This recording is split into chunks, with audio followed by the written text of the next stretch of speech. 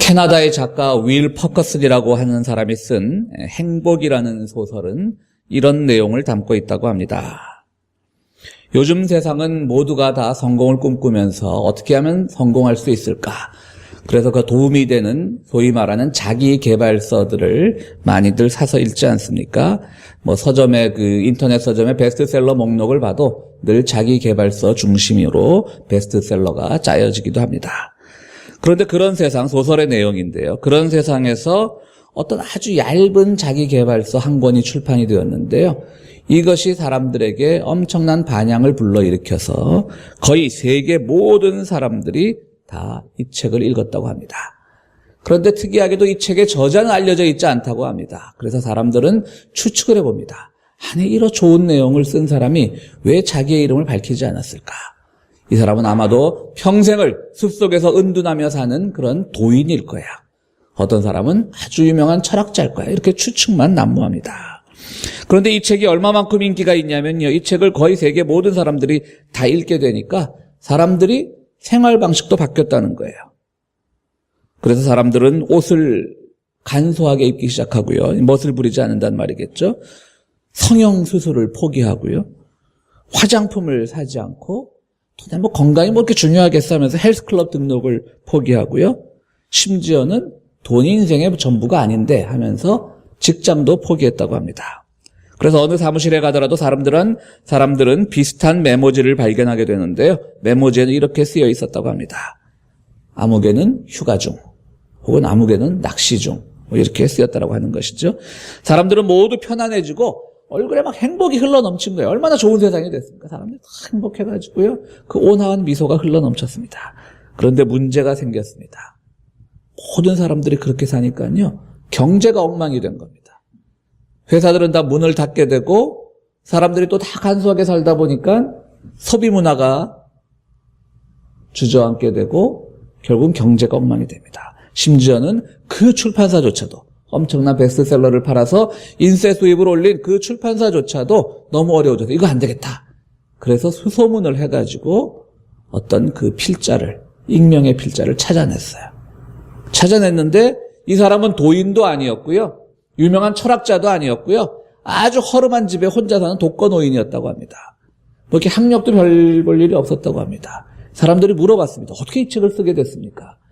내가 너무 가진 게 없어가지고 내 손자한테 좀 유산이라도 좀 물려주려고 집에 꽂혀있는 몇몇 자기개발서들 짜집기 했는데 나도 이렇게 이 책이 인기 있게 될 줄은 몰랐다. 그 출판사에서 뭘 부탁했냐면요. 일단 경제를 살려야 되겠습니다. 그러면 자본주의가 발전하면 인간은 불행해질 테인데 불행해져도 일단 발전은 해야 된다라는 취지의 책을 써달라고 그렇게 부탁을 했다는 것으로 소설은 끝맺는다고 합니다. 제가 이 소설을 직접 읽은 것은 아니고요. 이런 다이제스트를 어디서 읽은 적이 있습니다. 매우 의미심장한 내용입니다. 자본주의 사회에서 모든 것을 다 가진다고 행복해지는 것은 아닙니다. 반대로 또 무소유의 삶을 산다고 행복해지는 것은 아닙니다. 사회는 모두 망가져가고 있는데 나 혼자 고결하고 깨끗하게 산다고 한들 그것이 또 얼마나 행복하겠습니까? 가져야 할까? 다 버려야 할까? 어느 것이 행복의 지름길일까? 또 얼만큼 가져야 되고 얼만큼 버려야 될까? 사실 기준은 명확하지 않습니다. 모든 사람들은 다 스스로가 자기 기준을 만들어서 자기 혼자 우뚝 서는 그런 훈련들을 해야 되는데 정말 이 소설의 내용처럼 그냥 몇 개 시중에 떠도는 자기개발서들 몇 권 짜집기해서 한 책, 그런 아주 정말 의미 없는 책에 사람들이 목숨을 걸고 그 책 한 권이면 자기에게 구원이 있고 행복이 있고 그렇게 살아가는 오늘 현 세태를 반영하는 책이기도 합니다. 그만큼 사람들은 행복을 찾지만 또 그만큼 행복이 쉽게 찾아지지 않는다는 뜻이기도 합니다. 그러면 과연 행복이란 건 무엇인가? 또 우리는 세상을 살아갈 때 그 행복과 가치의 기준을 어디서 찾아야 될까? 오늘 주님께서 나병 환자 10명을 고치신 이 기적의 사건이 바로 우리들에게 그 해답을 조금이라도 제시해 줄 것이라고 생각을 해봅니다. 어느 날 예수님께서 길을 가는데 나병 환자 10명이 단체로 모여 있습니다. 그러더니 멀찌감치서 그들이 예수님을 향해서 이렇게 얘기합니다. 예수 선생님 우리들에게 자비를 베풀어 주십시오. 오늘 우리 새 번역에는 우리를 불쌍히 여겨 주십시오라고 하는데 원어에 더 가까운 번역은 우리들에게 자비를 베풀어 주십시오입니다. 자비를 베풀어 주십시오. 왜 이런 말을 했을까요? 이들도 무엇이 자비인지는 사실 잘 몰랐던 겁니다. 쉽게 말해서 구체적으로 우리 병을 좀 고쳐주십시오 이렇게 말할 수도 있는데 이 사람들도 과연 내가 이 병이 고쳐진다 한들 행복해질 수 있을까? 혹은 저 지나가는 예수라고 하는 사람이 굉장히 이 지역에서 지금 센세이션을 일으키고 있는데 과연 우리 10명이나 되는 이 단체의 병을 고칠 수 있을까? 마음에 여러 가지 복잡한 생각이 있었겠죠. 예수에 대한 불신의 마음도 있었고 정말 자기들의 상황이 워낙 심각하다 보니까 이 병이 과연 고쳐질 수 있는 병인가라고 하는 고민도 있었을 것이고요. 그들은 또 무엇이 정말 행복인지를 모르니까 막연하게 내 병을 고쳐주십시오가 아니라 자비를 베풀어 주십시오라고 이렇게 주님을 향하여 외치게 됩니다. 율법에 따르면 나병 환자들은 사람들이 자신들에게 가까이 오지 못하게 하기 위해서 항상 나는 부정하다, 부정하다 이렇게 외쳐야 하는 겁니다. 영어로 하자면 난 unclean하다, unclean하다 이렇게 외쳐야 된다는 것이죠. 오늘날 현대의학에서 보면 나병은 전염병이 아니지 않습니까? 그러나 어쨌든 몸이 막 일그러지고 피부가 상하고 하니까 좀 사람들 보기 안 좋다 보니까 우리가 나병 환자, 요즘은 이제 나병 환자를 많이 발견할 수 없는데요. 제가 어릴 때만 해도 동네 그 나병 환자들이 구걸을 하고 다니거나 그런 것들을 많이 봤던 기억이 납니다. 어쨌든 그건 전염병은 아니지만 2000년 전에 그런 병에 대한 인식이 제대로 되어 있지 않을 때니까요. 사람들은 공동체에 편입을 하지 못하고 늘 율법에 따라서 멀리 떨어져서 오히려 사람들이 그들에게 가까이 오지 못하게 나는 부정하다, 더럽다를 외치며 살아가던 그런 사람들입니다. 그런 사람들에게 가장 큰 꿈이 무엇이겠습니까? 이제는 사람들과 부대끼며 같이 살아가고 싶은 겁니다. 공동체에서 격리되어 있는데 공동체에 속해서 살아가고 싶은 겁니다. 그들은 모든 관계가 단절된 사람이고 그들이 관계하는 그 사람들은 누구냐면 같은 처지에 있는 그 당시 율법의 기준으로 하면 부정하고 더러운 사람들끼리만 관계하다 보니까 나도 좀 정상적인 공동체에 살고 싶어. 이런 꿈이 왜 없었겠습니까? 그러니까 이 사람들은 정말 다른 소원은 없었을 거라고요. 그저 공동체에서 소속되어서 어느 공동체든 소속되어서 거기서 그냥 더불어 사는 것. 재산을 더 많이 가지게 되는 것도 소유도 필요 없고요. 그렇다고 이 사람들이 애초부터 가진 게 없는 사람들인데 나는 무소유의 삶을 실천할 거야. 이렇게 격리되어서 나는 고결하게 살아갈 거야. 그것도 사실은 이 사람들한테 올바른 처세술을 가르쳐주는 것은 아니지 않습니까? 세상살이 하다가 인간관계에 지치고 사람들에게 실망하고 상처받고 하는 그런 사람들은 좀 고결하게 혼자 살고 싶은 마음이 있을 거예요. 어디 수도원이나 들어가서 아니면 절에 들어가서 내가 좀 더 세상과 인연을 끊고 살아야지. 이런 마음을 가진 사람들도 물론 있고 그런 사람들한테는 그게 해결 방법이 될 수 있겠지만요. 어떤 사람이 무인도에 오랫동안 동떨어져 있다가 이제 겨우 구조가 되어서 공동체로 들어왔는데 사람들이 충고한답시고 너 수도원 가서 살아. 그 인생이 더 행복해질 거야. 이렇게 해야 되는 것도 해답이 아니지 않습니까? 그러니까 어디도 해답은 없다라는 거예요. 격리해서 살아야 되느냐? 아니면 더불어 살아야 되느냐? 근데 적어도 오늘 이 순간에 속한 사람들은 더불어 살고 싶은 마음이 생긴 거죠. 이 10명은. 더 이상 난 부정하다 나한테 가까이 오지 마세요 이러고 사는 건 너무 지친 사람들이라고 하는 것입니다. 우리 사회의 문제는 엄청나게 다양한데요. 많은 사람들이 실수하는 것이 다양한 문제들이 있는데 사람들은 어떤 아주 단순한 해결책만을 제시하려고 합니다. 문제가 다양한 만큼 하나의 정답은 있을 수 없습니다. 단순한 처방은 있을 수 없는 것입니다. 그래서 그들은 주님께 자비를 구하는 겁니다. 자기들도 뭐가 처방인지 잘 모르는 겁니다. 이 병을 낫게 해주십시오라고 구체적으로 말하지 않습니다. 이것이 영원한 처방이 되지 않을 것이라는 것을 알았던 어떻게 보면 이제 지혜로운 사람들입니다. 물론 그들은 나병을 고침받길 원했겠죠. 그러나 사람들과 더불어 살아가는 것이 더 큰 꿈이라고 생각을 했던 겁니다. 그때 주님께서 오늘 말씀해 보면 뭐라고 처방을 내리십니까? 가서 너희 몸을 제사장에게 보여라. 예수님께서는 이들이 바라시는 것이 무엇인지를 아셨던 건 틀림없던 것 같아요. 그러니까 제사장에게 보여라고 하는 것은 최종 나병이 나섰다라고 하는 것을 제사장이 판명을 하는 거예요. 그 당시 의사가, 그 당시 기준으로 의사라고 하는 직업이 물론 있긴 있었지만 의사가 아니라 모든 병의 원인을 다 종교적인 것으로 봤기 때문에 제사장에게 가서 너희 병이 나았다는 것을 증명받고 공동체에 들어가라. 이런 말씀을 주님께서 하신 것이죠. 그 사람들은 가는 겁니다. 그럼 언제 나병이 났었을까요?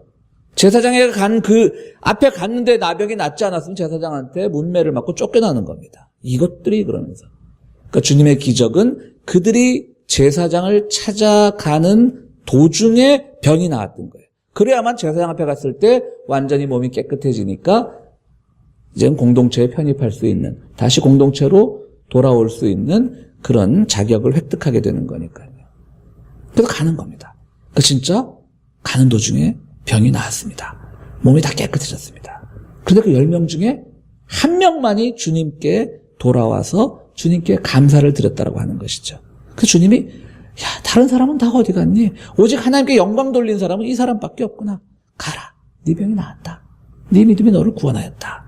라고 하는 것이 오늘 본문의 내용입니다. 여러분들은 어떻게 생각하십니까? 이 9명은 어디 갔겠습니까? 제사장에게 갔겠죠. 그죠? 제사장에게 간 마음을 우리는 충분히 추측해 볼 수가 있습니다. 한편으로는 예수님이 좀 못 믿었겠죠. 예수님이 가는 도중에 병이 나으라고 했는데 진짜 나았는데 제사장 앞에 가서 마지막 뭔가 도장을 딱 받아야만 자기 병이 나을 것 같은 거예요. 의사가 완치 그러고 딱 도장을 찍어주는 것처럼 그 단계를 기다리면서 제사장에게 갔겠죠. 또 다른 추측도 가능합니다. 왜 갔을까요?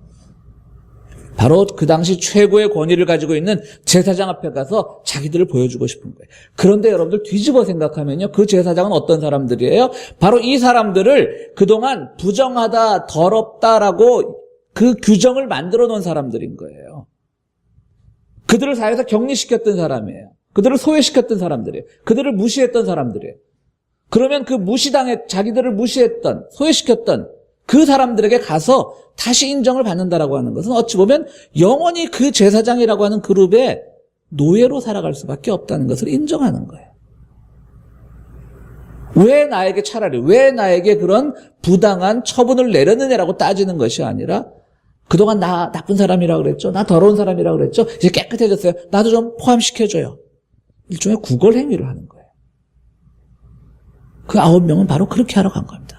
바꿔 말하면 그들은 예전의 그 과거의 가치관을 벗어나지 못한 거예요. 과거의 가치관이라는 게 뭐냐면 자신들의 가치관이 아니라 세상이 그들을 향해서 무능하다, 더럽다 만들어 놓은 그 가치관에 예속돼서 살아갈 수밖에 없게 만들어 놓은 그 주범들에게 찾아가 가지고 저 어때? 변했죠? 깨끗해졌죠? 지금 병 없죠?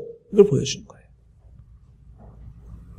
그러니까 이 사람들은 어찌 보면 예수님께서 그 말씀하신 의미를 잘 이해하지 못했던 사람들인 겁니다. 그들을 예속시켰던 사람에게 찾아가서 오히려 그 문제점을 지적하는 것이 아니라 그들에게 다시 예속되는 그런 어리석은 길을 가게 되었던 것이죠. 우리 고국도 마찬가지고 미국도 마찬가지고 그래서 정치학자들이나 심리학자들의 분석서들이 많이 있는데요. 저소득층이나 저학력층들이 보수 정당에 투표를 많이 해요. 미국도 그래요. 오히려 그런 연구서들은 미국에 더 많이 나와 있습니다. 한국도 마찬가지고요. 그런데 보수 정당이라고 하는 정당은 다 그렇다라고 우리가 말할 수는 없겠지만 대부분 그들의 가치관은 자유 경쟁 이런 걸 강조하잖아요. 그죠? 그러니까 그들이 말하는 가난한 사람들은 누구냐면 무능한 사람이야. 무능하니까 가난하지. 우리처럼 열심히 살아봐도 부자 되는데 왜 무능하게 살아? 왜 자꾸 너희들이 벌어서 쓸 생각하지 않고 사회 복지제도를 요구해? 너희는 그야말로 세금이나 축내는 사람이야.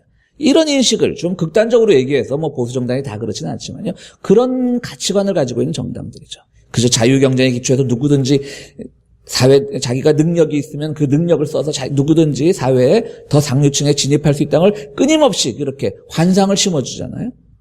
사실은 사회가 그렇게 되어 있지 않은데 그들을 향해서 늘 무능하다 외치는데 그 저소득층의 사람들이 항상 그런 정당에 자기들을 무능하다고 욕했던 사람들에게 투표를 하는 경향이 있어요. 참 안타까운 현상이죠. 어떻게 보면 오늘 바로 제사장들에게 찾아갔던 그 9명, 저 깨끗해졌죠? 보여주고 싶은 사람들의 마음이 예수님 당시 2000년이 지나도 여전히 살아있는 것이죠.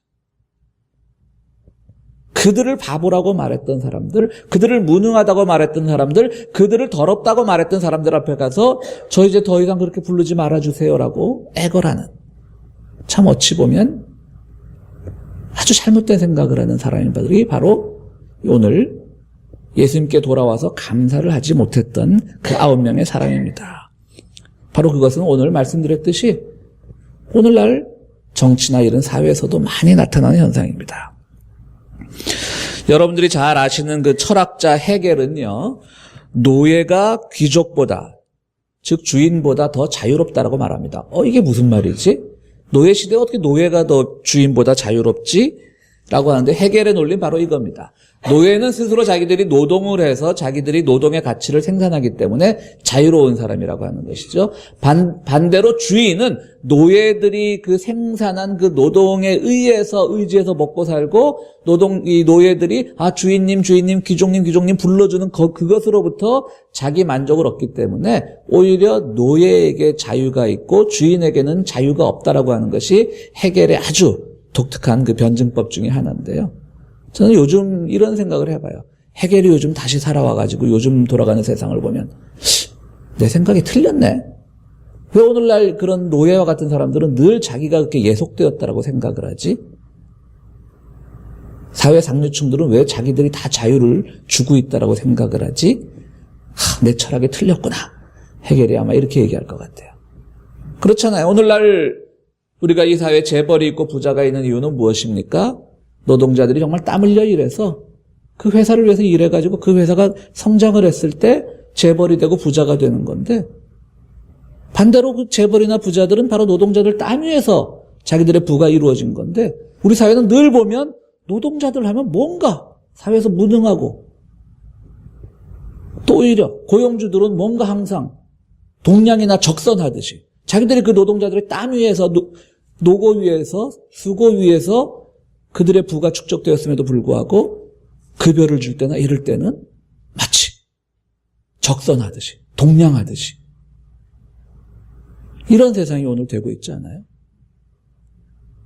바로 오늘 예수님에게 되돌아오지 않은 9사람의 마음은 바로 그러한 것들입니다. 그래서 주님은 이 한 명에게 대해서 왜 감사를 했냐면요, 왜 이 사람을 그렇게 칭찬을 했냐면요, 이 돌아온 한 사람이야말로 자비를 입은 사람이기 때문에 그런 거예요. 자비라고 하는 건 뭐냐면 주님께서 주시는 자유의 은총을 누릴 수 있는 사람이에요. 세상에 만들어 놓은 그 거짓된 그릇된 가치관에 따르지 않고 자기만의 생각을 가지고 자기가 옳다고 하는 것에 따라서 행동하는 사람이었기 때문이에요. 여러분들 사마리아 사람이라 그랬어요. 사마리아 사람은 그 당시 엄청나게 박해받고 무시받던 사람들입니다. 이 사람은 왜 주님께 돌아오는 위험이 없었겠어요? 두려움이 있었을 거라고요. 가다 병이 나섰어요. 나머지 막 제사장한테 이제 우리 확인받으러 가자 그러는데 이 사람은 뭐예요? 제사장한테 가지 않은 사람이에요. 주님께 돌아온 사람이에요. 예수님께. 돌아오면서 왜 불안한 마음이 없었겠어요? 가만히 있어. 아까는 예수님이 그냥 멀리서 우리가 소리치니까 제사장에 가서 몸을 보여. 이렇게 다 보이면 뭐 돼. 라고 했지만 가까이 가서 그분께 감사의 뜻을 전하고 싶은데 자기의 그 뭐 피부나 뭐 어떤 특징을 보고 이 사람은 사마리아 사람이었네? 낫게 해주고 취소. 넌 다시 걸려. 뭐 그런 두려움 왜 없었겠어요? 당시 사마리아 사람은 막 사회에서 소외되고 유대인들에게 무시당하던 사람이었는데 주님이 혹시 자기가 사마리아 사람인 거 알아보고 혹시 그 치유를 취소하시는 건 아닐까? 그런 두려움도 있었을 거라고요.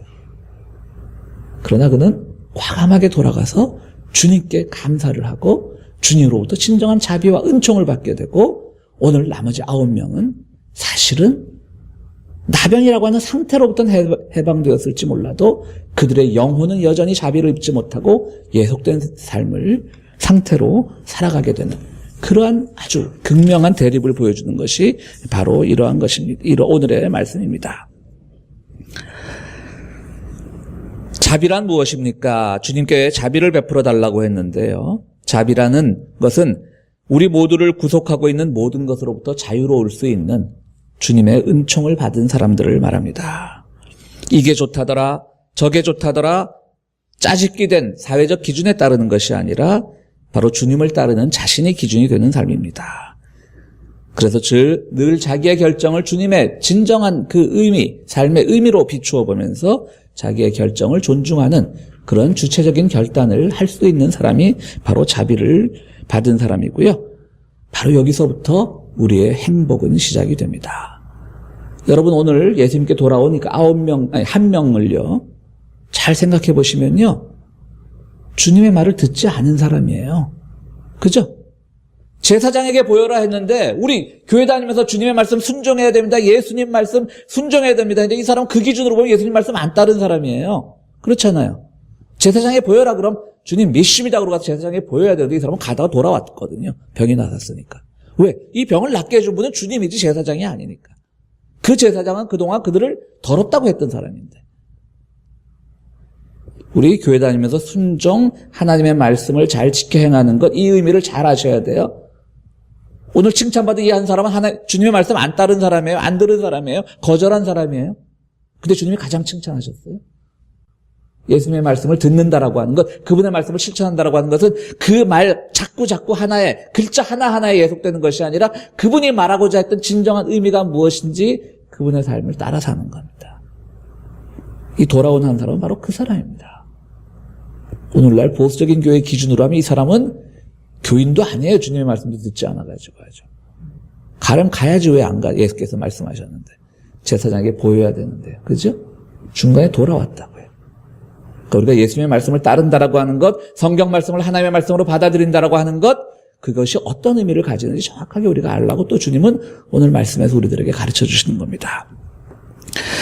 그렇습니다. 주님이 기뻐하시는 믿음은 봐 성경에 이렇게 써 있잖아 하면서 따지는 사람이 아니라 예수님의 가르침을 통해 자유를 얻고 그 자유 속에서 자신을 찾아가는 사람이고요. 그 자신에 대한 믿음을 가지고 주님께서 내가 늘 올바른 결정을 하고 올바른 선택을 할 수 있도록 도와주신다라고 하는 그 믿음을 가지고 사는 사람들이야말로 자비를 입은 사람들입니다.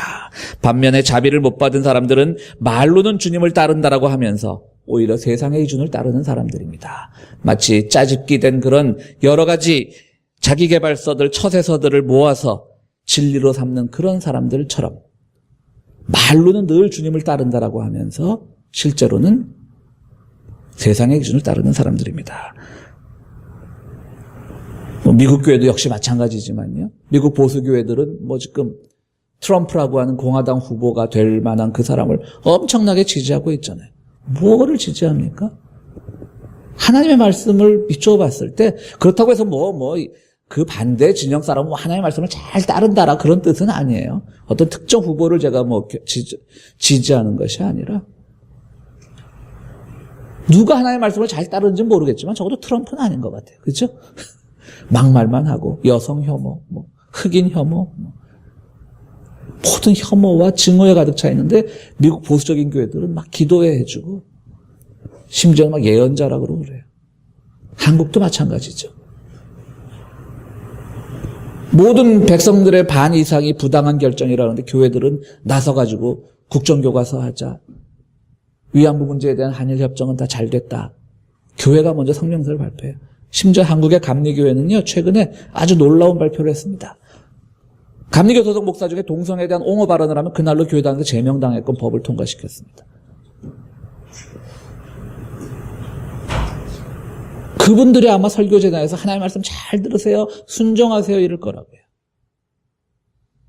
그분들이 순종하는 건 국가의 강력한 권력이고 그들이 따르고자 하는 것은 오히려 사회적인 취약자들에 대한 무시고 폄하고 그들을 부정하다라고 얘기하는 것이고 그러면서 그들은 자기들은 하나님의 말씀을 잘 따른다고 믿고 있는 거예요. 그건 아니라고 하는 것이죠. 올 한 해 저는 우리 평화의 교회 교인들이 모두 다 행복해지기를 바랍니다. 그런데 그 행복이 어디서 올까요? 나병 환자처럼 그 상태가 변화되는 것만으로 행복이 오는 것은 아닙니다. 오히려 정말 그 행복의 기준을 주님의 말씀에 비추어서 내가 만들어가면서 사회가 이것이 행복이라고 할 때 우리는 한 번쯤 또 다른 방법을 생각해보고 그렇게 함으로써 주님의 그 자유하심, 주님의 자비하심에 힘입어서 찾아가는 행복한 삶, 그것이 올 한 해 우리들에게 주시는 주님께서 주시는 행복의 비결입니다. 사랑하는 평화의 교회 성도 여러분, 여러분들 모두는 정말 자비를 못 얻은 사람이 아니라 아니면 우리 삶의 상태 변화가 좀 된 것으로 인해서 만족하는 사람이 아니라 정말 주님의 은총을 통해서 자유함을 얻고 그 자유함에서 자신이 내리는 모든 선택이 주님과 맞아가기를 기도하는 그 가운데서 행복이 찾아온다는 것을 굳게 믿는 우리 성도님들이 되시기를 간절히 바랍니다.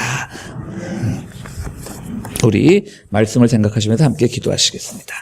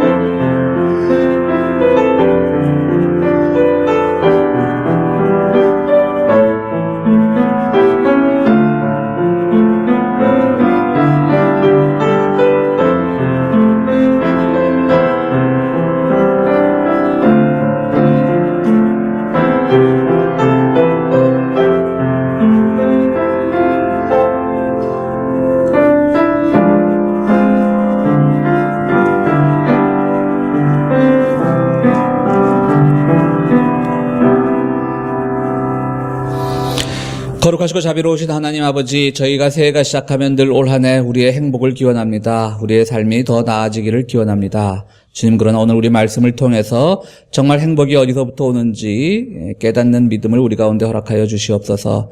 어떤 상태의 변화가 아니라 바로 주님께서 허락하신 그 은총과 자비에 힘입어서 우리 스스로가 어느 길로 가는 것이 옳은 길인가를 늘 고민하며 기도하며 선택하는 지혜로부터 우리가 행복할 수 있다는 귀한 믿음의 소유자들이 될 수 있도록 주여 도와주시옵소서.